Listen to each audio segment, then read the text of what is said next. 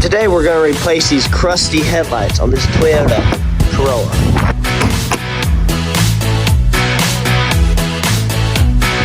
So Toyota's smart and made it where you have to take this whole entire bumper off just to get to the bottom screw on this headlight. So about 30 minutes later, we finally got one headlight out.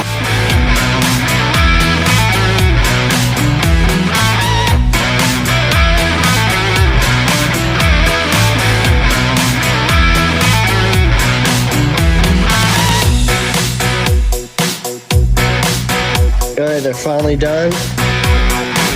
Maybe I'll look before and after shots.